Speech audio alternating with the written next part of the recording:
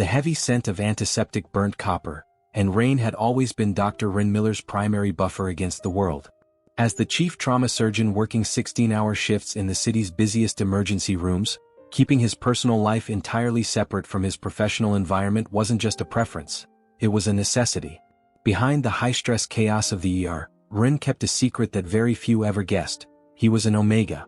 In a world where alpha and omega dynamics could instantly shift the power balance in a room, Ren took daily medical suppressants. The high-grade chemical blockers completely neutralized his omega scent and physical presence, leaving behind only the subtle, sterile fragrance of clean linen, cedar, and tea. It allowed him to move through the medical world with unyielding authority, treated purely as an elite surgeon rather than a dynamic designation. He wasn't looking for a mate, a pack, or protection. He relied on surgical steel, cold medical logic, and his own two hands. Until the night his understanding of biology was rewritten entirely. Chapter 1: Saving a Monster. No battlefield had ever prepared Dr. Ren Miller for the night he saved a monster. For 10 years, the former combat medic turned trauma surgeon trusted only cold medical science. Every wound had an explanation. Every impossible case just needed a better surgeon. But at 2 o'clock on a rain-soaked morning behind St. Jude's Hospital, that belief began to unravel. The metallic stench of blood reached Ren before he stepped out of his car. It wasn't fresh blood, nor old rust. It carried a sharp, metallic edge that lingered unnaturally in the damp air. Exhausted after a 16-hour shift, every muscle in his body protested, but movement in the alley caught his eye. A broad-shouldered shadow collapsed between rusted dumpsters with an agonizing groan. Ren grabbed his tactical trauma kit and sprinted into the alley. Dropping beside the fallen stranger, he found thick black blood seeping through the man's fingers in slow, smoking streams that hissed against the wet pavement. Blood wasn't supposed to smoke. Prying the man's hand away revealed a jagged chest wound. Thin silver filaments glowed faintly inside shredded flesh like strands of burning wire. The tissue was continuously trying to regenerate, only to decay the instant it touched the silver. "Stay still," Ren ordered. "I'm a doctor." The stranger's amber eyes snapped open, glowing unnaturally as his hand clamped around Ren's wrist with crushing force. "No," he rasped. "No hospital. Call the Vanguard." His head fell back, pulse turning erratic. Working with practiced efficiency, Ren injected a specialized chemical neutralizer into the wound. The embedded filaments hissed violent smoke. Sliding microforceps beneath the first glowing strand, Ren pulled it free with a sharp snap. Healthy muscle immediately began knitting together. One filament became two. Two became five. Heavy footsteps echoed across the pavement. 3 towering figures emerged from the rain in dark tactical gear. The leader stood well over 6 feet tall, covered in battle scars, with cold, storm-gray eyes that fixed on Ren. A low growl rolled through the alley. "Step away from him, human." Ren didn't look up from clamping an artery. "If I stop now, he'll die of systemic shock in less than 90 seconds. Are you the Vanguard?" "Yes." "Then keep your distance and let me save your brother, or carry him home in a body bag."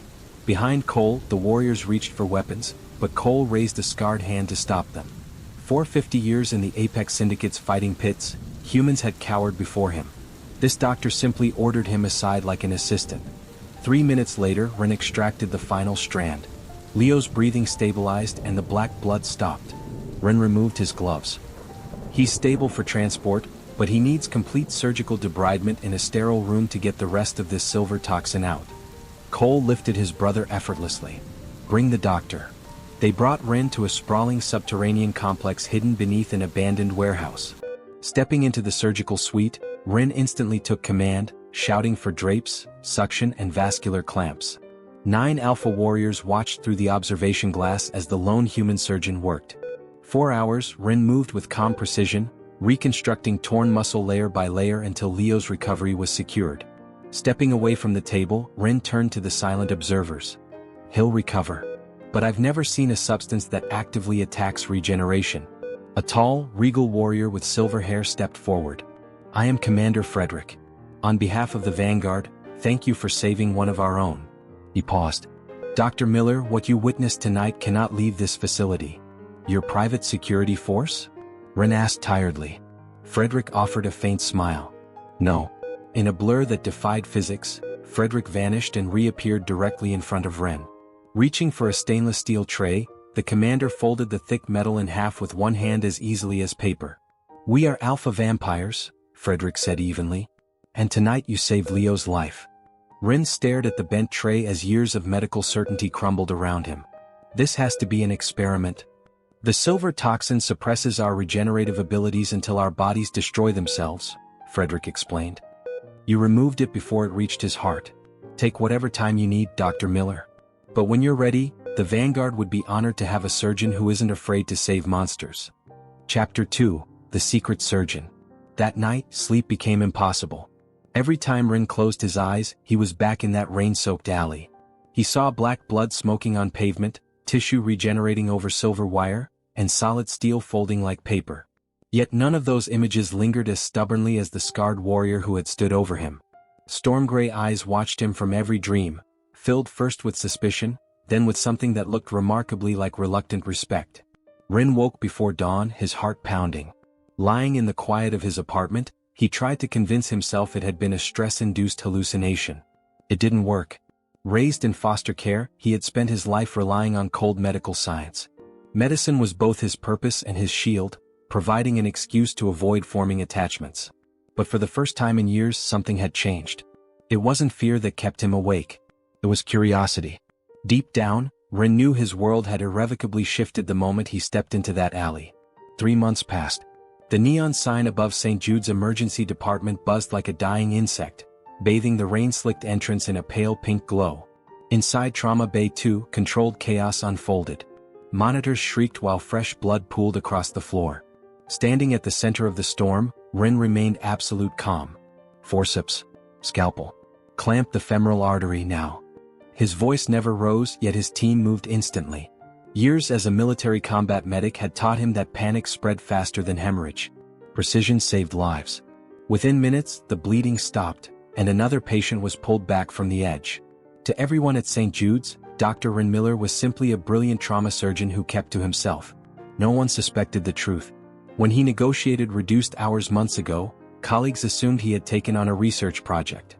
In reality, every evening after leaving the hospital, Ren disappeared beneath an abandoned shipping warehouse in the industrial district. His private patients healed impossibly fast, bled black instead of red, and belonged to a secret world humanity was never meant to discover. "Heading out early again, Dr. Miller?" Sarah called from the nurse's station, offering a teasing smile. "Don't tell me you finally found someone worth skipping overtime for." Ren chuckled, slinging his medical bag over his shoulder. "Afraid not. Just more research." "You're hopeless," she rolled her eyes. "Probably," he admitted with an easy grin, heading for the exit. 10 minutes later, Ren steered his car toward the industrial district. To any bystander, the Vanguard compound appeared to be a decaying, abandoned warehouse. Rust streaked the walls, broken windows caught the city lights, and weather-beaten shipping containers lined the yard. The decay was a deliberate cover. Hidden beneath the concrete was a heavily fortified sanctuary protected by biometric scanners and reinforced blast doors. Unlike lower caste vampires who burned in direct sunlight, the Vanguard were alpha purebloods whose superior bloodlines allowed them to walk beneath the sun. Even so, centuries of tradition kept them loyal to the night, when darkness concealed their movements. Ren passed through the biometric checkpoint, the heavy security doors hissing shut behind him. Even after 3 months, the disciplined rhythm of the Vanguard impressed him. Armed warriors moved through the corridors, recruits drilled on padded mats, and announcements echoed over the intercom requesting medical teams for incoming casualties. The Vanguard never rested. Stepping into the medical wing, a cheerful voice greeted him. "Look who finally decided to join us." Leo stood beside an examination table, casually removing his tactical vest.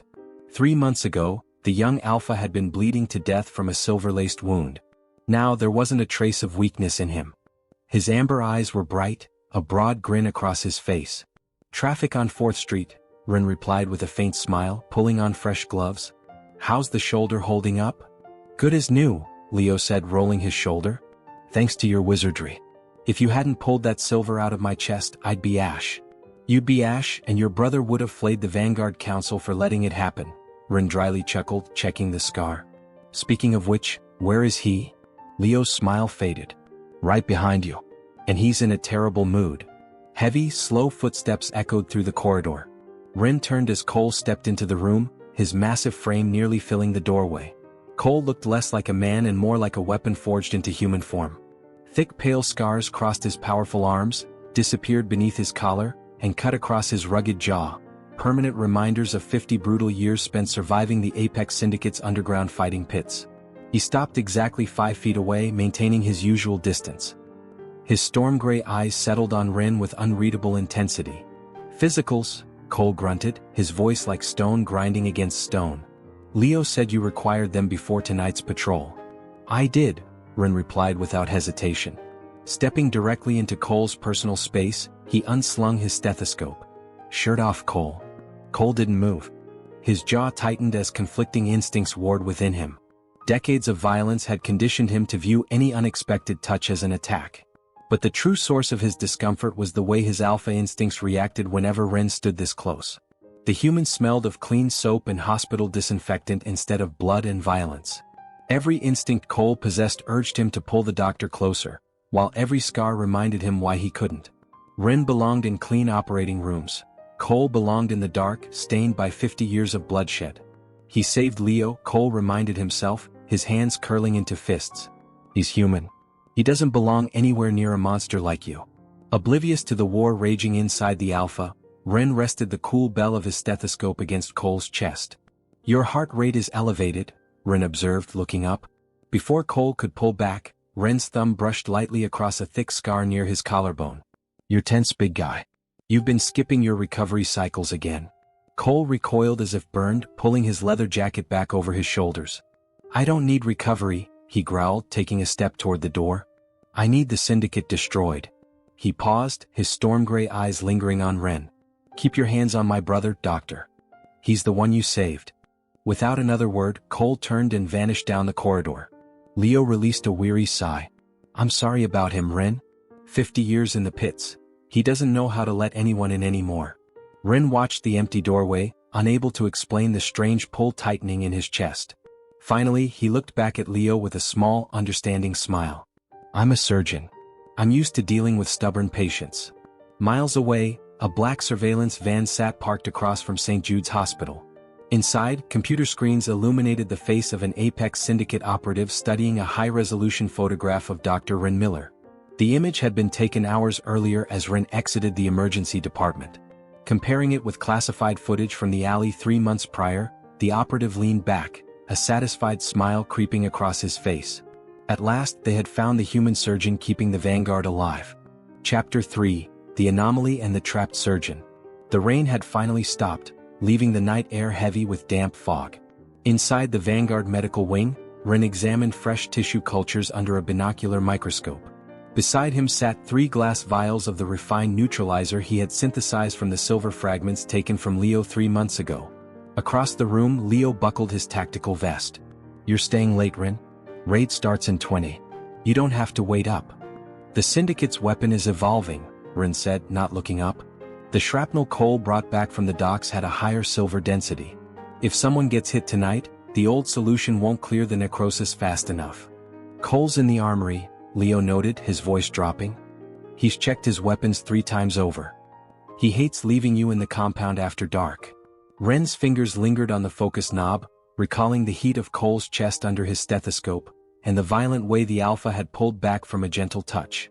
"Cole thinks I'm fragile. He thinks human things break." "No," Leo said from the doorway. "He thinks he breaks everything clean." Big difference. Outside, the compound surged to life. Warriors in black tactical gear moved through the corridors while intelligence officers updated glowing tactical maps with fresh Syndicate targets. The scent of gun oil and steel filled the air as armored vehicles rumbled in the motor pool. A sharp announcement echoed, "Strike Teams 1 through 4 report to deployment." Leo gave a quick nod. "See you tomorrow?" "You'd better," Ren replied. Minutes later, the heavy rumble of armored engines echoed through the walls, leaving Ren in the quiet sanctuary. By 11:45 p.m., he packed his medical journal into his leather bag, stripped off his lab coat and logged out. He had a 7 a.m. trauma rotation at St. Jude's and desperately needed sleep. At the surface security checkpoint, a Vanguard guard stepped forward. "Dr. Miller, I've been instructed to escort you to your vehicle." "I appreciate it, but I'm just dropping off paperwork at St. Jude's," Ren said smoothly. "If the Syndicate wanted me, They wouldn't choose the busiest hospital in the city. The guard hesitated, then bowed slightly. Safe travels, doctor. The emergency bay at St. Jude's was unnaturally quiet. Ren walked through the automatic doors, bag slung over his shoulder. Back so soon, Dr. Miller? Sarah asked from the triage desk. Just dropping off paperwork, Ren smiled. Before he could reach his office, the wall emergency radio burst into frantic static. St. Jude's here, this is paramedic unit 4. Inbound severe trauma, 4th Street Bridge. Male driver, massive chest crush, severe arterial hemorrhage. BP 70/40. We need trauma surgeon protocol immediately. Sarah looked up. Dr. Miller, you're the only senior trauma surgeon on site. Military instinct instantly overruled fatigue.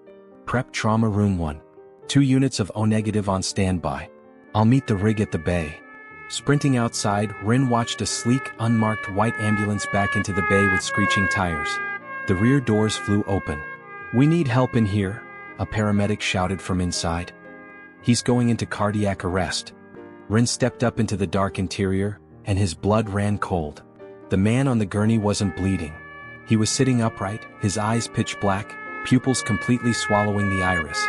Before Ren could react, the heavy rear doors slammed shut, dark locks engaging with a heavy pneumatic thud. The ambulance accelerated wildly into the night. What is this?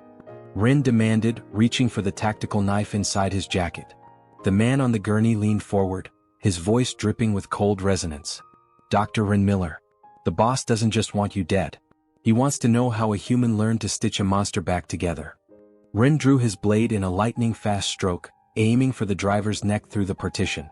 But the fake paramedic grabbed Ren's wrist with crushing strength, slamming him hard against the metal wall. Twisting his hips to break the leverage, Ren drove his elbow directly into the vampire's throat. The attacker stumbled back with a hissed curse, caught off guard by the human's lethal efficiency. But there were 3 of them.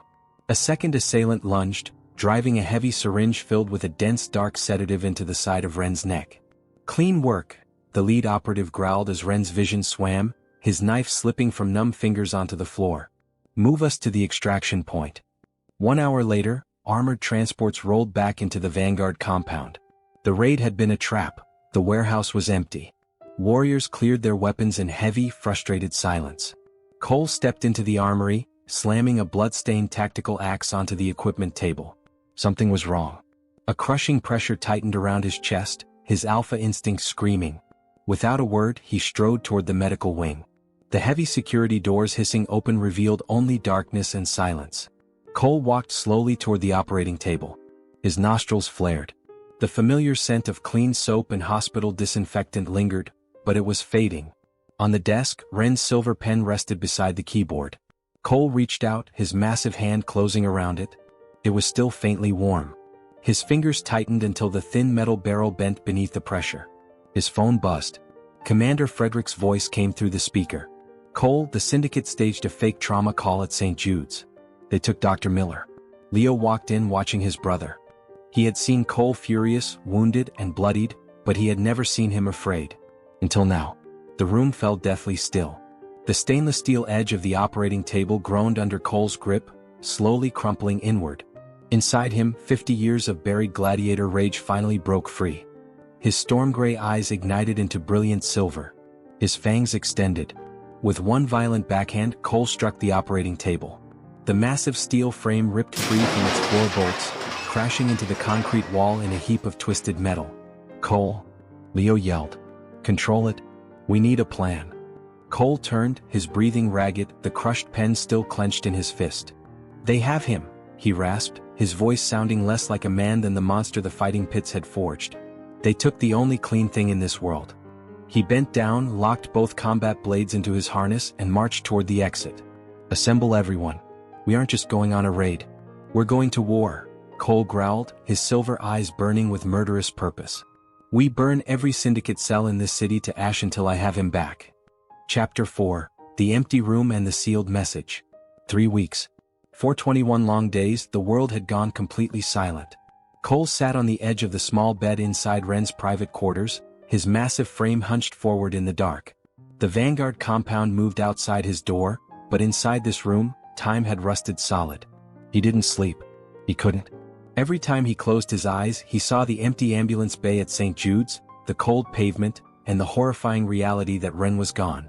Clasped tightly between his fingers was Ren's silver pen. The metal had lost its heat weeks ago, but Cole held it so fiercely his knuckles were white, the crushed silver biting into his scarred palm. He lifted it slowly, pressing the cool metal against his lips, breathing in the microscopic scent of clean soap and hospital disinfectant that still clung to it. "He's gone because of you," the dark voice in Cole's head whispered. "You pushed him away. You acted like he was just a fragile human, because you were too cowardly to admit what he actually was to you." Cole closed his eyes, a shuddering breath tearing from his chest. He recalled the way Ren had stood over him in the medical bay 3 months ago. Cole had been bleeding out from a lethal silver toxin, snarling like a feral beast. Yet Ren hadn't flinched. He had placed a cool, gentle hand over Cole's hammering pulse, looking down with steady gray eyes, treating the terrifying alpha not like a monster, but like a man who deserved to be saved. In the dark, memories of the fighting pits flooded back. 50 years spent believing he was broken beyond repair. But in the quiet hours of this empty room, surrounded by Ren's books and neatly folded lab coats, the brutal truth shattered Cole to his core. He was completely, utterly in love with Ren Miller.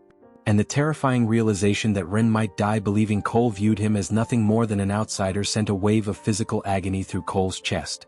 The door slammed open. Leo stood in the threshold, breathing heavily. "Cole, get up."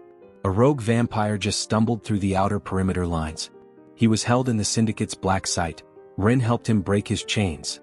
Cole was on his feet in a microsecond, the silver pen instantly tucked over his heart. "Is he alive? Where is Ren?" "The rogue barely made it," Leo said, turning to run toward the courtyard. He brought a message from Ren.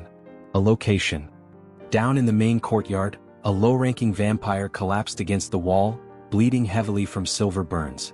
Cole hit the pavement like a thunderbolt, hoisting the runaway by his jacket collar against the concrete. "Where is he?" Cole roared, his storm-gray eyes bleeding into lethal silver. "Sector 4, the underground processing facility." The rogue gasped. "The human, he's holding out but they're hurting him. You told me to tell you? The dosage is ready." Cole's breath hitched. Maximum dosage. It was Ren's medical code, his sign that he was still sane, and his order to hold nothing back. Cole dropped the rogue, locking his heavy combat blades into his harness. The restraint he had kept buried for 50 years shattered completely. "No tactical plan," Cole growled, his voice vibrating through the floor like an earthquake. "We tear Sector 4 to ground level and I bring him home." Deep beneath Sector 4, inside a cold concrete cell, the heavy iron door slammed open. Ren hung by his bound wrists from a steel ceiling frame. His shirt was torn and soaked with sweat, his skin pale and bruised after 21 days of systematic interrogation. Dr. Vance, the Syndicate chief scientist, stood in front of him, her face red with fury. Slap. The brutal crack echoed off the walls. Ren's head whipped violently to the side, blood spurting from his split lip and dripping down his neck. "You let him go," Vance shrieked, yanking Ren's hair back to force his eyes up. "The lower-tier captive in Cell 3. How?" Ren's chest heaved, his breathing shallow. Yet despite the blood trickling down his jaw, a faint, mocking curve touched the corner of his swollen lips. "He was a patient," Ren rasped, his voice raw. "And your guard's not work was sloppy." Vance backhanded him again, the force snapping his head side to side. "You think you're clever, Doctor?" Ren remained silent. For 21 days they had beaten him, starved him, and demanded the formula for the silver neutralizer. They still underestimated him. They saw a civilian surgeon.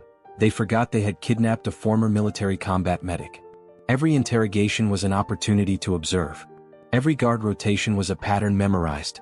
Every electronic lock announced itself with a sequence of tones. When the young vampire had been dragged into the neighboring cell with untreated silver burns, Ren did what he always did. He became a doctor. He argued until guards uncuffed one hand to let him treat the injuries. Using strips of his own shirt, he splinted the broken wrists and quietly taught the frightened captive how to slip the carelessly secured restraints. Before sending him away, Ren had leaned close. "Tell Commander Frederick Sector 4. West ventilation corridor changes guards every 40 minutes. Southern freight lift stalls between levels 3 and 4. Tell him the dosage is ready." Vance seized a syringe filled with a dark, glowing neurotoxin. "That rogue won't make it 2 miles. If you won't write the formula, I'll inject this directly into your brain stem. You'll be a drooling vessel, but your subconscious will give us every molecule. Ren lowered his eyes briefly to the dark liquid before looking back at her calmly. Try it, he whispered. And see what happens when Cole finds this room. Vance laughed. The Vanguard doesn't even know where. Above Sector 4, more than 60 Vanguard warriors stood armed beneath the floodlights. Commander Frederick stepped to the front, his silver eyes sweeping across the soldiers before settling on Cole.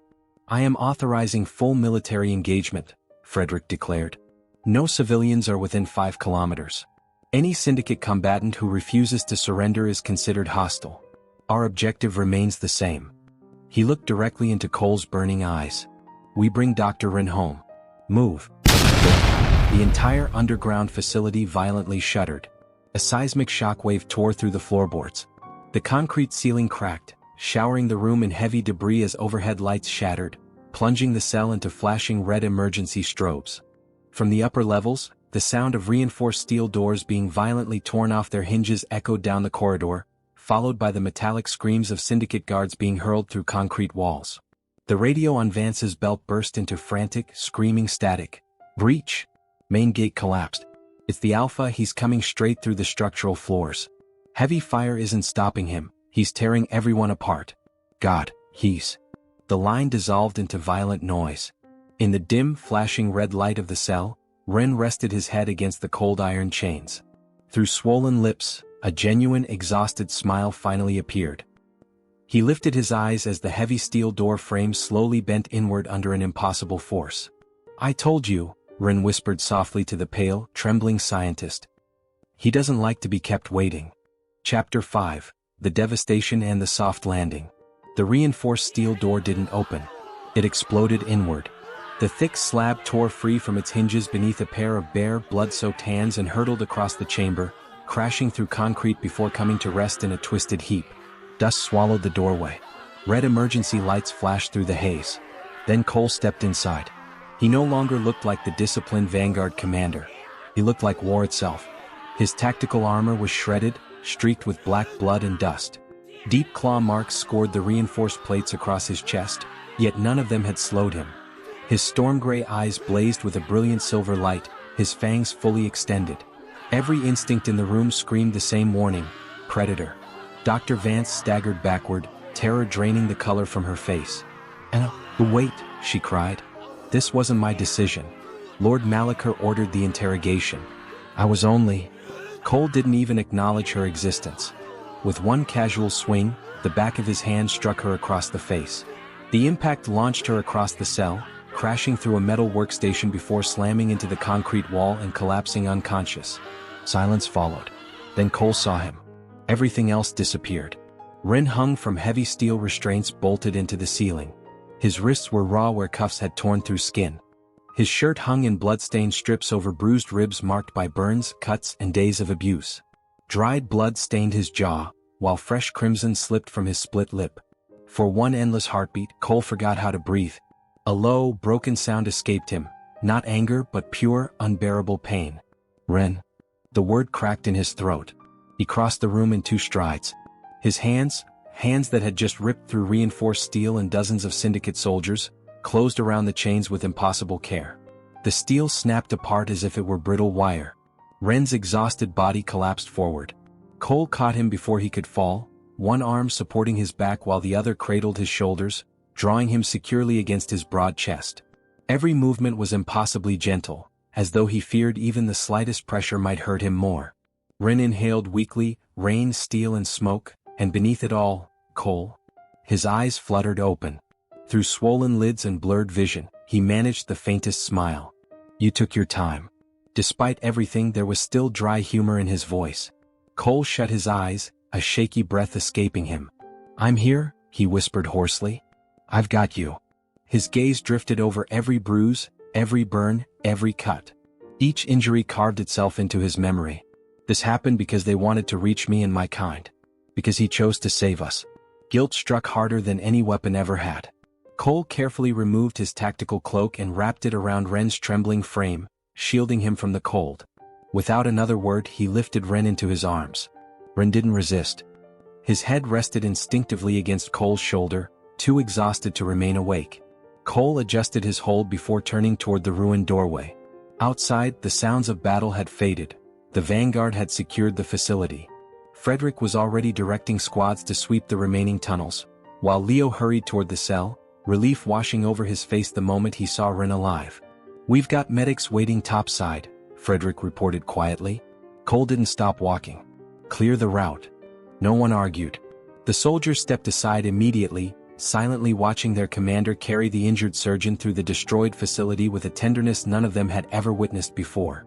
For the first time since anyone could remember, Commander Cole wasn't carrying a wounded soldier.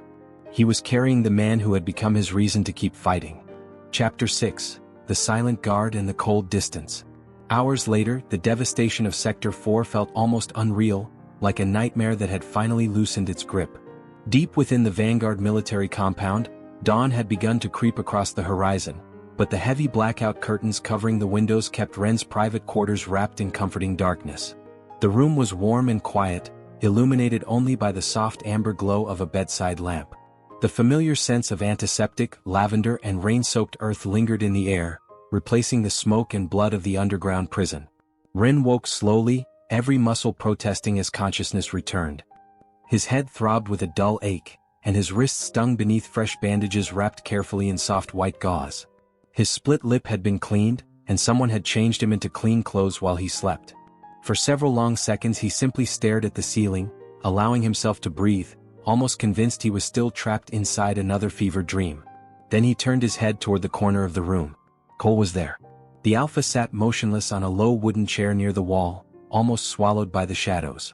His blood-stained tactical armor was gone, replaced by a simple black shirt and dark trousers, yet somehow he looked even more exhausted than he had on the battlefield. His broad shoulders were slightly bowed, his scarred hands resting quietly on his knees. It was immediately obvious that he had never gone to bed. His storm-gray eyes remained fixed on Ren with an intensity so deep and painful that it almost stole the air from the room. "Cole?" Ren whispered, his voice hoarse from dehydration. The sound of his name made the Alpha flinch almost imperceptibly. Relief flickered through those storm-gray eyes for the briefest instant before it disappeared beneath a mask of rigid control. He didn't stand. He didn't move closer. "You need to rest," Cole said quietly.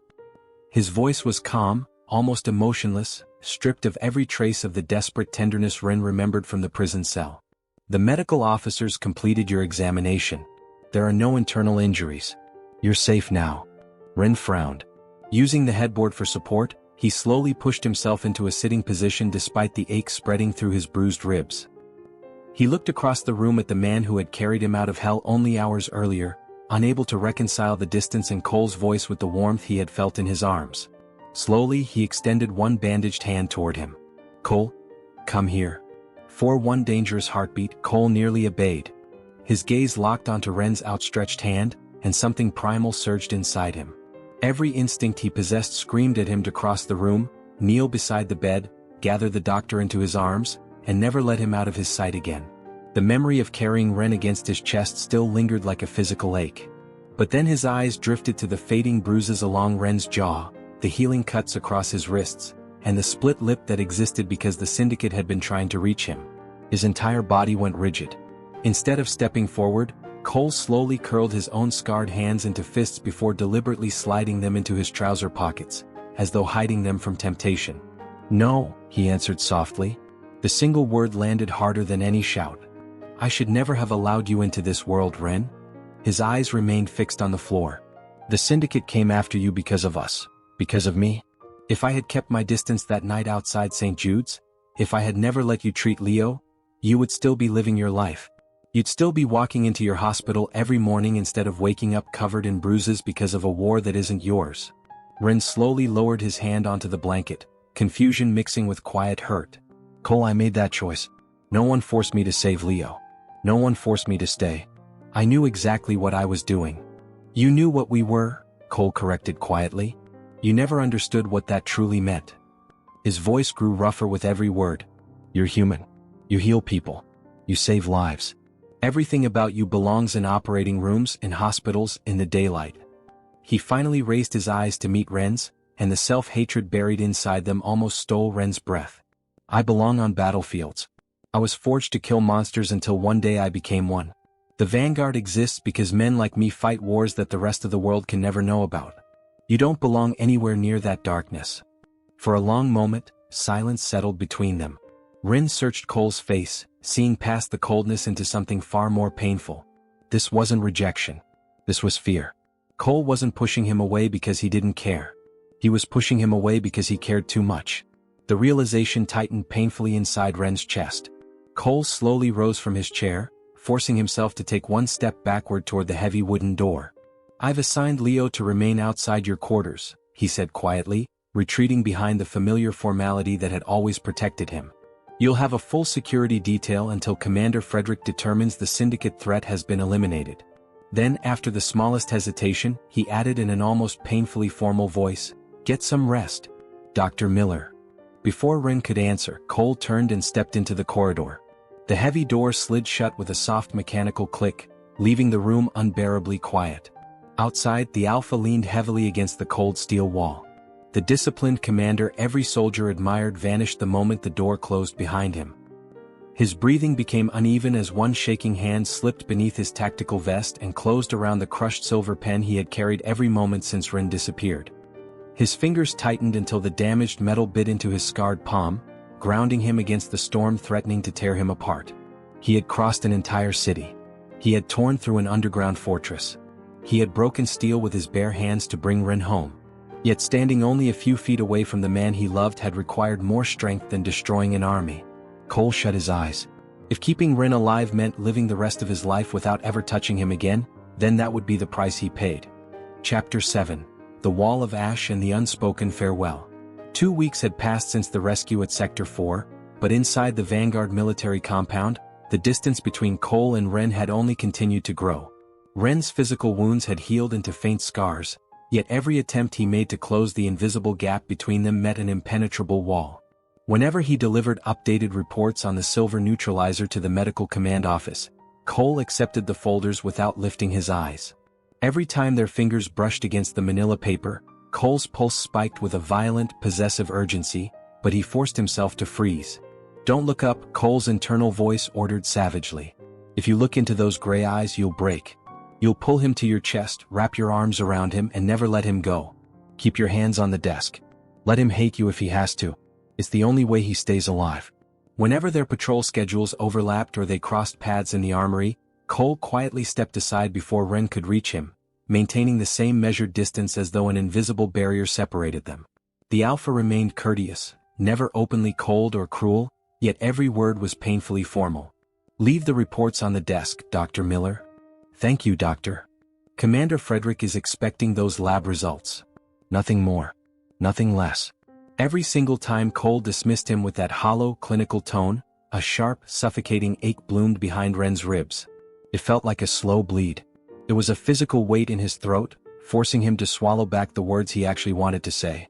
"Look at me. Touch me like you did in that cell. Stop hiding behind your rank." But Ren only held his breath, nodded politely and walked away, feeling the cold air settle into the space Cole refused to fill. The warmth Ren had glimpsed in the underground prison had vanished completely. It wasn't something that escaped the notice of the soldiers. The Vanguard was more than a military force. It was a community where warriors trained, served, and raised their families together. People noticed when something changed. They saw the quiet way Ren's eyes instinctively searched for Cole whenever they entered the same room, the quiet, desperate hope flickering in his posture before being extinguished by Cole's immediate exit. They saw the commander abruptly ending conversations and finding reasons to leave whenever the surgeon approached. Even the recruits whispered among themselves, wondering why the commander who had carried Dr. Miller out of Sector 4 as though his own life depended on it now refused to stand within arm's reach of him.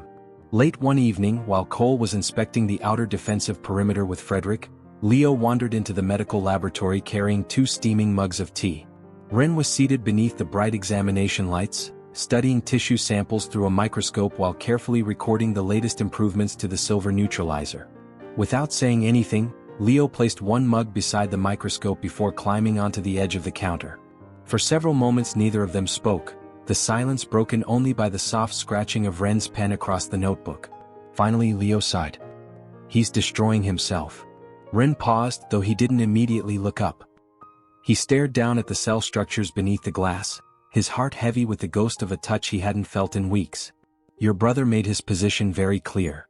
No, Leo answered quietly. He's trying to protect you from himself. That finally drew Ren's attention. Leo stared into the rising steam from his tea before speaking again. Do you know what Cole's life was before Frederick found him? Ren slowly shook his head. For 50 years he lived in the Syndicate's fighting pits. Leo's voice was almost emotionless, as though he had repeated the story so many times that it no longer sounded real. Every night he fought because losing meant dying. Every morning he woke surrounded by blood, broken bodies, and people betting on whether he'd survive another match. He was chained, starved, beaten, and taught that caring about anyone only gave his captors another weapon to use against him. Compassion wasn't rewarded down there. It was punished. Leo finally lifted his eyes. My brother doesn't believe he survived those 50 years with his soul intact. He looks at his own hands and only remembers everyone they were forced to kill. Then he looks at you, a doctor who has spent his entire life putting broken people back together, and he honestly believes standing too close to you will stain you with everything he escaped. Ren sat quietly, absorbing every word. The aching tightness in his chest flared into a deep, painful throb. He loved Cole so intensely it terrified him, but watching the man he loved bleed out emotionally while refusing a hand was unbearable. At last he released a slow breath and wrapped both hands around the warm mug, seeking any trace of comfort. I understand why he feels that way, he said softly, his voice trembling slightly before he caught himself. But understanding someone doesn't erase what they're doing. Every time he turns his back on me, it feels like he's erasing the only real thing we have. I can't spend my life chasing a man who's convinced he deserves to be alone. Healing only works when the patient wants to recover. An hour later, Leo found Cole alone in the underground training hall. The commander stood before a reinforced striking post, driving his fists into the heavy leather bag with relentless force. Every impact echoed through the concrete chamber like distant artillery. Sweat soaked through his black training shirt, and fresh blood stained the wraps around his knuckles where the leather had finally begun to split. Faster, Cole screamed at himself inside his mind, the violent rhythm matching the agonizing beat of his heart. Drive him out of your thoughts. If you stop moving, you'll go to his room. You'll fall to your knees beside his bed. You'll drag him into your blood-soaked world, and the Syndicate will use him to tear your soul out all over again. You're hiding, Leo said from the doorway. Cole struck the bag again. I'm training. No, Leo replied. You're hiding behind training because it's easier than talking to the man you love. The bag stopped swinging. Silence settled over the room. Cole kept his back turned, his shoulders heaving as he fought for breath. I love him so much it's killing me, he thought, staring at the concrete wall. I love him so much I can feel his absence like a missing limb. But I am a weapon and weapons destroy everything they hold. Leave it alone. I won't. Leo walked closer until he stood only a few feet behind him. The entire compound can see what's happening. They watched you tear apart an underground fortress to bring Ren home. They watched you carry him back in your arms. Now they watch you avoid him every single day as though he means nothing to you. You're fooling everyone except the one person you're trying to protect. Cole's shoulders tightened. You think staying away keeps him safe? Leo continued. Ren stood in a Syndicate prison for 3 weeks without giving them a single line of that formula because protecting this unit mattered to him. He isn't fragile, Cole. He's one of the strongest people I've ever met. Cole lowered his head. When he finally spoke, his voice was barely audible, thick with raw, buried anguish. Every bruise on his body exists because he met me. Leo didn't answer. Cole slowly looked down at his scarred hands, the blood seeping through the white cloth wraps. Look at them, he whispered. These hands were made for war. They break things. They kill. I carried him out of that prison, and all I could think was how peaceful he looked sleeping against me. He swallowed hard, a ragged edge tearing through his tone. If I let myself have that again, if I pull him into my chest and taste him just once, I won't ever be able to let him go. And one day this war will take him from me. Leo's expression softened. The war almost took him because he chose to stand beside us, he said quietly. Not because you loved him. Cole closed his eyes. He had no answer. Inside his vest, his hand blindly reached up, fingers gripping the cold, crushed metal of Ren's silver pen over his hammering heart. The following morning, Commander Frederick was reviewing deployment reports when a quiet knock sounded against the open office door. Ren stepped inside carrying a single leather duffel bag. Frederick looked up, immediately noticing the luggage. Doctor? Ren placed a sealed envelope neatly in the center of the desk. My resignation. Frederick stared at him. The neutralizer formula is complete, Ren continued calmly, forcing his voice to remain steady despite the hollow ache burning in his chest. Your medical officers have been fully trained, every procedure has been documented, and the compound has enough supply for several months. My work here is finished. Frederick slowly stood. Is this because of Cole? Ren smiled, but there was a devastating sadness behind it. He looked toward the window, picturing the quiet mornings he had spent watching Cole train from a distance, longing for a look that never came. This isn't about blame, Commander. I'm a trauma surgeon. St. Jude still needs me. The Vanguard needed a doctor for a difficult chapter, and I'm grateful you trusted me enough to let me help. But every mission has an end. Frederick studied him for several seconds before extending his hand. You'll always have a place here. Ren accepted the handshake. Thank you. A few minutes later he walked through the compound one final time. Every step felt like walking through ash, his heart pulling him backward toward the military quarters, but his pride and self-preservation forced his feet forward. Soldiers saluted as he passed. Medics wished him well. Several recruits stopped to thank him for patching them together after difficult training exercises. He smiled at each of them, committing the faces to memory. Leo was waiting beside the main gate. He looked at the duffel bag and immediately understood. You didn't tell him. Ren glanced toward the distant training grounds where Cole was nowhere to be seen, a quiet tear pricking the corner of his eye before he swallowed it down. No. Leo looked almost angry. He deserves to know. Ren smiled sadly, his voice barely a breath against the morning chill. If I tell him, he'll convince himself it's his duty to stop me.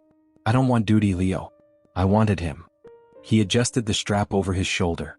The younger Alpha lowered his eyes, his voice tight. Take care of him. Ren placed a gentle hand on Leo's shoulder. You do the same. The massive iron gates slowly opened. Ren climbed into his sedan, started the engine, and drove away from the Vanguard compound as morning mist rolled across the empty road. Behind him, the gates closed with a deep metallic groan. Deep within the subterranean tactical armory, completely blind to the daylight breaking above, Cole stood over an assembly bench in absolute silence. The rhythmic clack-clack-clack of weapons maintenance filled his ears, a mindless ritual to keep his hands occupied so they wouldn't shake. He didn't see the heavy iron gates open. He didn't hear the quiet rumble of a sedan engine starting up near the courtyard, nor did he see the mist swallow the car as it headed down the mountain pass. Inside his chest, a strange, suffocating tightness suddenly gripped his heart. A sudden sharp spike of phantom anxiety that made him freeze mid-movement, a half-assembled rifle bolt locked between his blood-stained knuckles.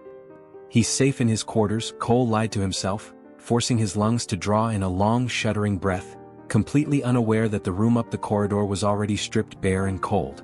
He's safe and he's resting. You're doing the right thing.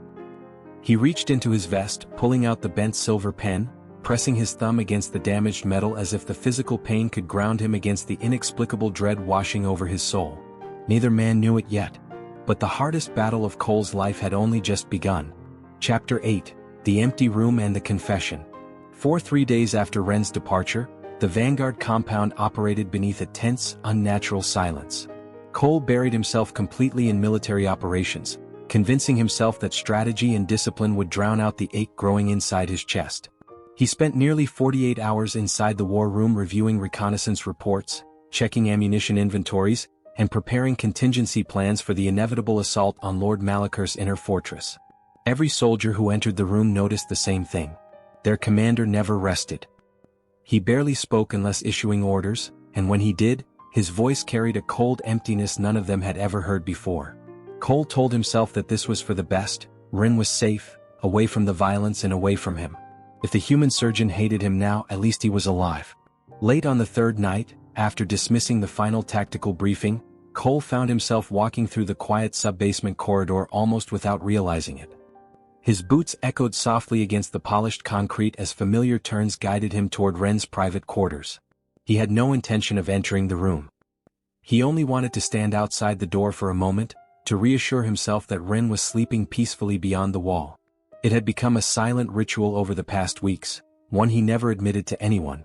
Listening to the faint rhythm of Ren's breathing had been enough to convince himself the painful distance between them was worthwhile. Cole pressed his palm against the security scanner. The lock disengaged with a quiet mechanical click, and the heavy wooden door slid open. The room beyond was swallowed by darkness. A cold, lifeless stillness greeted him immediately.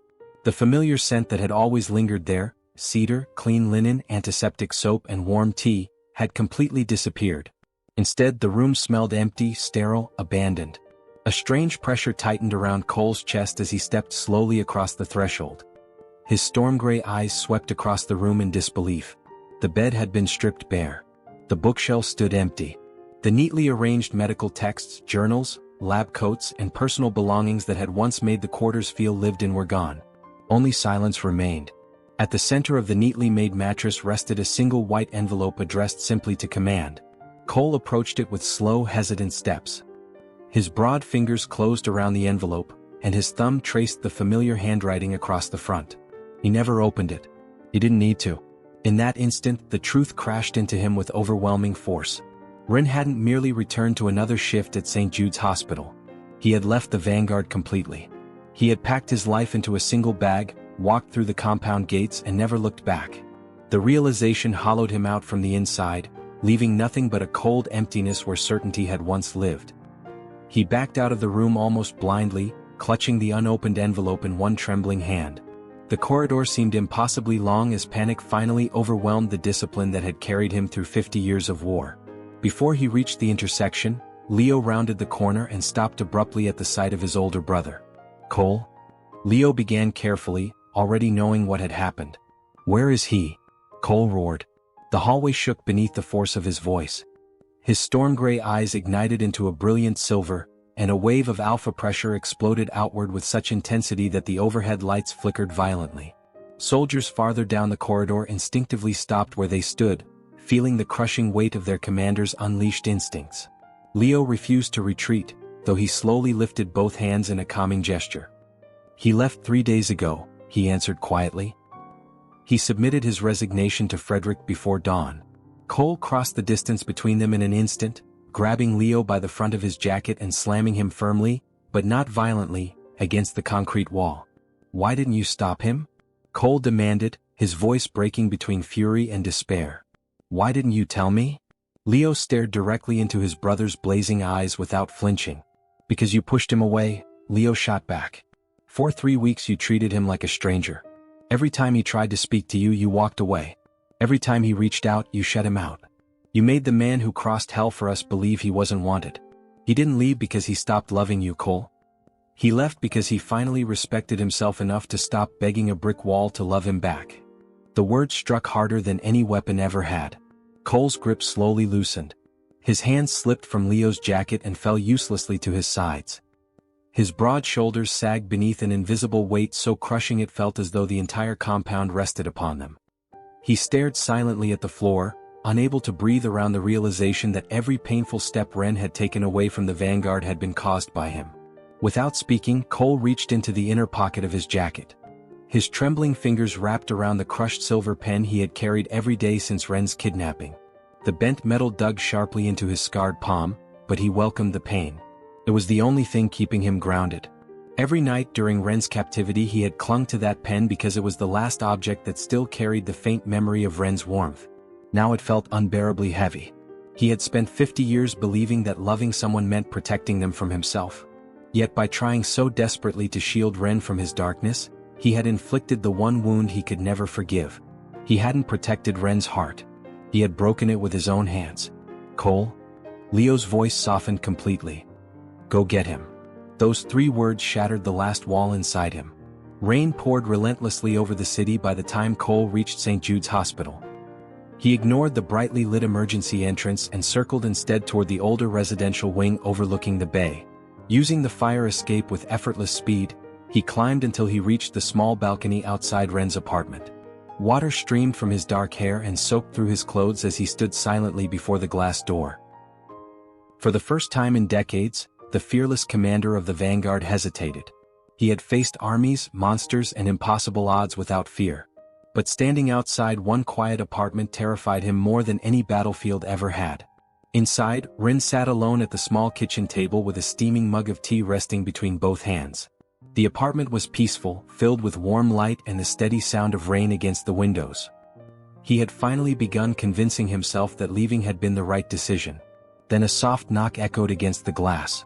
Ren frowned and looked toward the balcony. Pulling back the curtain, he froze.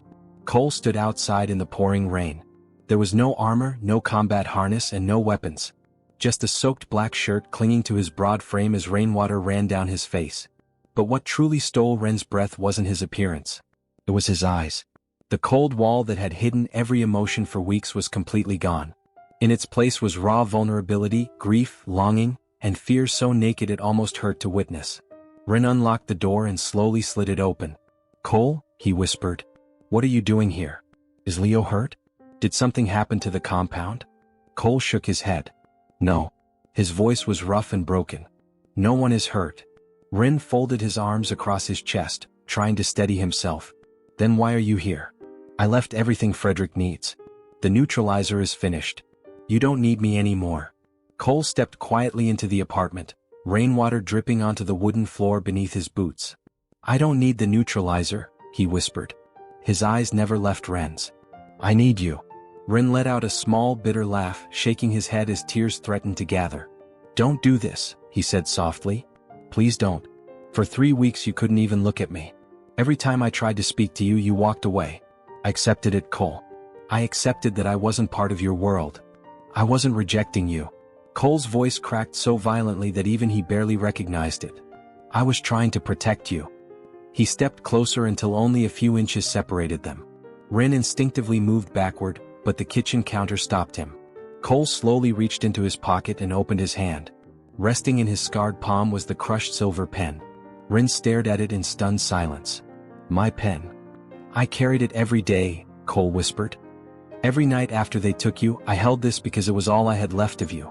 When I thought I'd lost you, nothing else mattered anymore. Not the war, not the Vanguard, and not even my own life."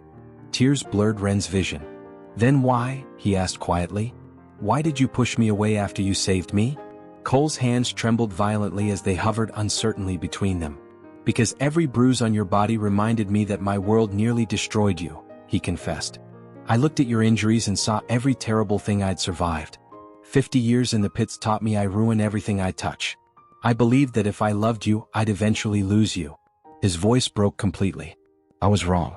I spent half a century surviving monsters, Ren. But walking into your empty room, believing I'd lost you forever, that was the first thing that truly broke me." Slowly, carefully, he lifted one trembling hand toward Ren's face but stopped just short of touching him. "I love you," he whispered. Completely, hopelessly. "I don't know how to stop. I never will." A tear slid down Ren's cheek. Instead of pulling away, Ren reached up and gently placed Cole's trembling hand against his own face. He leaned into the touch with a quiet sigh. "You're not a monster, Cole," Ren whispered, smiling through his tears. "You're just a man who forgot he deserved to be loved." The words shattered the last of Cole's restraint. He pulled Ren into his arms with infinite care, holding him as though he were the most precious thing in existence. Ren wrapped his own arms around Cole's waist, burying his face against the alpha's chest as months of fear, longing, and misunderstanding finally dissolved between them. Outside, the rain continued to fall over the sleeping city, but inside the quiet apartment, neither of them felt cold anymore. Chapter 9: The Siege of Spire 4. The war room inside the Vanguard compound was wrapped in tense silence, broken only by the quiet hum of the tactical holodeck projecting a three-dimensional map of the city. Blue holographic buildings rose from its surface, rotating slowly as reconnaissance data streamed across the display. Commander Frederick stood at the head of the table with both hands planted firmly on its edge, carefully studying every known syndicate stronghold. Around him, senior officers waited for instructions while Leo leaned impatiently against the opposite side, arms folded across his chest. Ren stepped forward after several moments of thoughtful silence, his eyes fixed on one particular section of the map. Cole instinctively shifted closer to make room for him, resting a warm, reassuring hand against the small of Ren's back without interrupting the briefing. Ren reached out and tapped an unmarked skyscraper in the financial district. Instantly, the hologram magnified the structure, revealing a massive tower built directly above an underground power grid. "During my second week in Sector 4, Ren said quietly, Dr. Vance had chemical transport logs delivered to my cell for inventory verification. Every shipment of high-potency silver compounds was redirected here, to Floor 72. Malachar isn't hiding beneath the city anymore. He's sitting above it, protected by the skyline itself." Leo's face lit up with sudden realization. He slammed his fist against the edge of the table, making the holographic display ripple. That's why our surveillance drones kept losing their signal. We were searching underground while he was operating from the highest point in the district. Frederick nodded once, already calculating the assault in his head. His expression remained calm, but there was unmistakable determination in his eyes. "Heavy assault teams only," he ordered. "No covert insertion. Malachar knows we're coming eventually, so we hit him with overwhelming force before he has time to relocate." He looked around the room, meeting the eyes of every soldier present. "Weapons check. Heavy ordnance authorized. Field medics deploy with the second wave. We move in 10 minutes. An hour later, rain lashed against the towering glass walls of Spire 4 as Vanguard armored vehicles rolled into the financial district beneath cover of darkness. Thunder echoed across the skyline while lightning illuminated the massive structure looming above the city. There was no attempt at stealth. No quiet infiltration. The Vanguard had not come to investigate. They had come to end the war. Frederick gave one final signal over the tactical channel, and the first breaching charges detonated simultaneously across the lower facade. Reinforced glass exploded inward in a deafening roar, showering the grand atrium with thousands of glittering shards. Before the debris even settled, Cole charged through the opening at the head of the assault force like a battering ram. Behind him, Vanguard soldiers poured into the building in perfect formation, weapons already firing as Syndicate defenders rushed to meet them. The magnificent marble foyer erupted into chaos almost instantly. Automatic gunfire thundered through the vast chamber while muzzle flashes reflected off polished stone pillars and towering glass walls. Frederick advanced with disciplined precision at the center of the command formation, his tactical rifle steady against his shoulder as he directed the battlefield with practiced efficiency. "Pincer formation," he barked through the comms. "Second squad, secure the western elevators.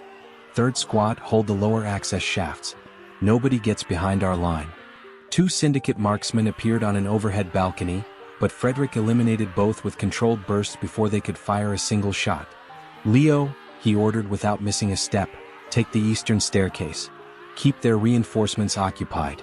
Leo answered with a grin that carried equal parts confidence and danger. "Already moving." Vaulting effortlessly over the shattered reception counter, he sprinted toward the eastern wing as 3 Syndicate enforcers rushed down the staircase to intercept him.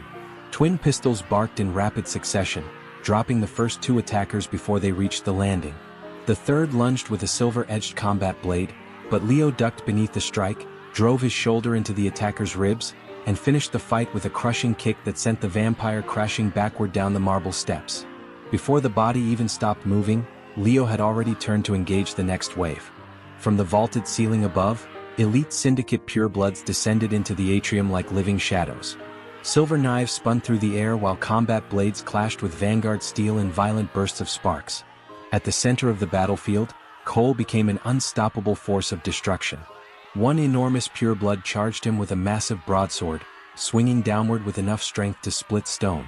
Cole met the attack head-on, his combat blade catching the strike with an explosion of steel against steel. Sparks rained across the marble floor as he twisted inside the enemy's guard and drove his blade clean through the pureblood's chest. The vampire collapsed into ash before his weapon even struck the ground. Several yards behind the primary assault line, Ren worked beside the Vanguard field medics with complete focus despite the battle raging around him. The polished floor had become slick with blood, shattered stone, and broken weapons, but his hands never hesitated. One wounded soldier after another was pulled behind the defensive line where Ren stabilized them with remarkable speed. He injected freshly synthesized neutralizer directly into silver wounds before applying pressure bandages and directing evacuation teams toward secured positions. "Dr. Leo," shouted suddenly from across the room as another elite vampire leaped toward the medical line. Without hesitation, Leo fired 3 precise shots, sending the attacker crashing lifelessly to the floor only a few feet from Ren. "Thanks," Ren called back, already moving to his next patient without missing a beat. The battle reached its fiercest point when 2 massive elite enforcers carrying heavy silver broadswords dropped from the upper catwalk and charged directly toward the medical unit. Frederick immediately recognized the danger. "Cole," he shouted over the chaos. Cole intercepted them before either warrior reached Ren. Steel collided with explosive force as both elite vampires attacked simultaneously. Cole drove one combat blade through the throat of the first enforcer before hurling the body into a marble support column with enough force to crack the stone. But the second attacker exploited the opening. The heavy silver broadsword carved downward in a brutal diagonal arc. Cole twisted instinctively, preventing a fatal strike, yet the silver blade still ripped through his tactical vest and tore deeply across his ribs. Dark blood burst from the wound as the burning silver immediately began eating into living tissue. Cole! Ren's scream cut through every other sound in the atrium. The Alpha refused to fall. With a roar that shook the entire chamber, Cole caught the remaining enforcer by the throat with one blood-covered hand, lifted the towering pureblood completely off the ground, and slammed him into the marble floor with catastrophic force. Stone exploded beneath the impact, leaving a crater where the vampire instantly disintegrated into ash. Only then did Cole stagger. His combat blade slipped from numb fingers and clattered loudly across the stone floor. He dropped heavily onto one knee, struggling to breathe as dark blood poured steadily from the deep silver wound carved across his chest. Frederick immediately turned toward the remaining soldiers. "Hold the perimeter," he commanded. "Nobody advances until Commander Cole is stabilized. Lock down every exit." Ren was already running before the order finished. He dropped to his knees beside Cole, his medical bag hitting the floor beside him. Cole, stay with me." His hands shook violently as he tore open the shredded tactical vest. The wound was worse than he had feared. Silver oxidation had already spread along the torn flesh, blackening the blood around the edges as the poison continued eating deeper into the muscle. Cole's breathing came in harsh, uneven gasps. Even so, his large, scarred hand reached weakly upward until it rested gently against Ren's knee. "Ren?" His voice was barely audible. Tears spilled freely down Ren's soot-streaked face as every ounce of his professional composure collapsed beneath the terror of losing the man he loved. With trembling hands, he pressed thick surgical gauze against the wound before grabbing an emergency injector from his medical pouch. "Don't you dare close your eyes," Ren cried, his voice breaking as he drove the neutralizer injector firmly into the side of Cole's neck. "Do you hear me? You fought your way back to me once already. You are not leaving me now." High above on the shadow-draped upper balcony, Lord Malachar watched the neutralizer taking effect. Seeing his elite vanguard turn to ash and the primary assault holding firm, Malachar realized Spire 4 had failed. Before Frederick's squad could reach the private helipad on floor 72, Malachar stepped back into the shadows, escaping into the storm with his remaining inner circle while leaving his scattered foot soldiers to be captured by the vanguard. Chapter 10: The Harbor Stroll and the Quiet Promises. 3 days had passed since the siege of Spire 4, and for the first time in years, the Vanguard compound no longer carried the constant, suffocating tension of impending war. The main force of the Syndicate had collapsed with the fall of their skyscraper, leaving the city quieter than anyone could remember. While Lord Malachar had managed to slip away into the shadows of the storm, Commander Frederick and Leo were already coordinating the long-term hunt to track him down once and for all. But for now, the immediate threat to the city was over. Life inside the compound had begun to resemble something none of the warriors had experienced in decades. Peace. It was unfamiliar, almost fragile, but no one intended to waste the opportunity they had fought so hard to earn. As the late afternoon sun began to dip toward the horizon, painting the sky in deep shades of gold and violet, Cole and Ren walked slowly along the stone pier near the old harbor. The heavy tactical armor, blood-stained combat gear, and military dress were gone. Cole wore a simple black sweater against the cool coastal breeze, his dark trousers tailored cleanly over his boots. Beneath his clothing, thick medical bandages still wrapped securely around his torso where the silver wound was steadily healing under Ren's care. Beside him, Ren walked with his hands tucked into the pockets of a soft coat, the fresh sea air rustling through his hair as he listened to the gentle lap of water against the concrete pillars. For several minutes, neither of them spoke. The quiet between them wasn't filled with the heavy, awkward distance of the past weeks. It was a comfortable, profound stillness. "You're walking slower than usual," Ren said softly, slanting a warm, teasing glance toward the Alpha beside him. "Is the doctor going to have to order you back to bed?" Cole let out a low, quiet chuckle, the sound deep and completely relaxed. He turned his head to look down at Ren, his storm-gray eyes clear and completely free of the self-hatred that had shadowed them for so long. "The wound is fine, Ren. I'm just enjoying the view." Ren smiled, stepping slightly closer until their shoulders brushed together in the cool breeze. Cole didn't pull away or freeze. Instead, he reached down, his large, scarred hand sliding smoothly into Ren's. Their fingers intertwined naturally, warm and unhurried, sealing a silent promise right there in the evening light. They stopped at the end of the pier, looking out over the sparkling water toward the distant skyline where the broken outline of Spire 4 stood dark against the sunset. "Leo told me this morning that he's taking a squad north at the end of the week," Ren said quietly, his gaze resting on the distant horizon. "He believes Malachar is trying to rebuild his network in the mountain strongholds." Cole nodded slowly, his thumb tracing gentle, soothing circles over the back of Ren's knuckles. "My brother is a formidable warrior. He spent years watching me fight, learning everything I had to teach. Now it's his turn to lead the hunt. He won't let Malachar threaten our home again." Ren turned, leaning his back against the iron railing of the pier so he could look fully at Cole. "And what about you, Commander? What happens when the Vanguard no longer needs you on the front lines every hour of the day?" Cole stepped in closer, shielding Ren from the ocean draft with his broad frame. The raw vulnerability in his expression was no longer hidden beneath rank or cold formality. He raised his free hand, his warm fingers gently tucking a stray strand of hair behind Ren's ear before resting against the side of his neck, right where his pulse beat steady and calm. "I spent 50 years surviving monsters," Cole whispered, his voice rich with quiet emotion. "And I spent years believing that war was the only thing I was made for. But you showed me that there is something worth living for after the fight is over." Ren rested his hands against Cole's chest, feeling the strong, steady beat of the Alpha's heart beneath the fabric of his sweater. "I'm not going anywhere, Cole." "Neither am I," Cole replied softly. He leaned down, closing the final inch between them, and pressed his lips gently against Ren's. The kiss was slow, tender, and deeply reverent, holding none of the desperation of Sector 4 or the grief of the rain-soaked apartment. It was a promise of simple mornings, quiet evenings, and a future built together in the daylight. When they pulled back, their foreheads rested together in the warm light of the setting sun, their hands locked tightly between them as the waves washed peacefully against the shore below.